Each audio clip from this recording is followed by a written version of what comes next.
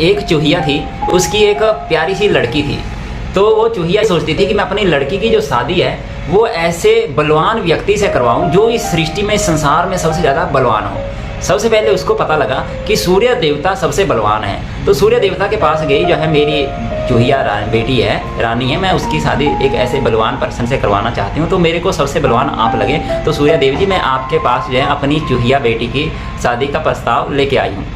तो सूर्य देवता ने बोला कि कोई बात नहीं, मैं आपके प्रस्ताव को स्वीकार करता हूँ, बट चूहिया रानी मैं सबसे ज़्यादा बलवान नहीं हूँ। मेरे से ज़्यादा जो बलवान है वो बादल है, ठीक है, मेरे से ज़्यादा जो बलवान बादल है, आप उनके पास जाओ, क्योंकि जब मैं निकलता हूँ तो बादल मेरे को ढक देते हैं, तो मेरे से ज़्यादा वो बलवान है। तो मेरा सलाह यही रहेगी कि तुम जो है उनके पास जाओ। तो चूहिया जो है मौसी कहाँ पे चली गई, तो बादलों के पास गई। तो बादलों के पास जैसे ही गई तो बादलों ने बोला कि मैं आपके जो प्रस्ताव है उसको स्वीकार करता हूँ, बट चूहिया रानी मैं जो है सबसे ज़्यादा बलवान नहीं हूँ। मेरे से ज़्यादा जो बलवान है वो पवन देवता है, वायु देवता है, क्योंकि जब मैं आता हूँ वो जितनी तेज़ आंधी तूफान लेके आते हैं कि जो है मेरे को उड़ा के ही लेके जाते हैं। तो मेरे से ज़्यादा तो बलवान वायु देवता है, तो आपको उनके पास ही जाना चाहिए। तो चूहिया मौसी किसके पास गई, अब जो है वायु देवता के पास गई, पवन देवता के पास गई। जैसे ही पवन देवता के पास पहुँची तो पवन देवता को बोला कि महाराज मैं अपनी जो है बेटी है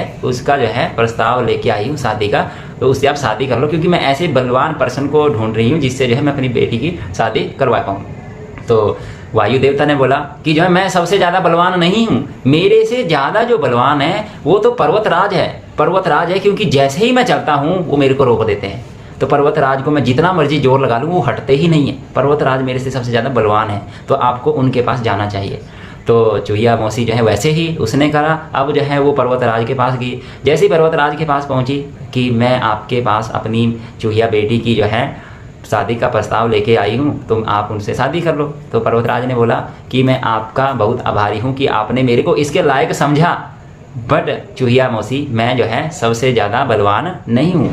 मेरे से ज़्यादा जो बलवान है वो मुस्कराज है। मुस्कराज है जो कि मेरे को अंदर से खोखला कर देते हैं। तो मेरा मानना है आपको पहले उनके पास जाना चाहिए। तो चूहिया रानी ने ऐसा ही करा, वो मुस्कराज के पास गई। जैसे ही मुस्कराज के पास गई तो मुस्कराज बड़ा प्रसन्न हुआ कि जो है मेरे को जो है शादी का प्रस्ताव लेके आया। तो खुशी खुशी जो है उसने शादी का प्रस्ताव स्वीकार किया और चूहिया बेटी की जो चूहिया थी, रानी थी, उसकी जो है शादी उससे होगी, मुस्कराज से हो गई।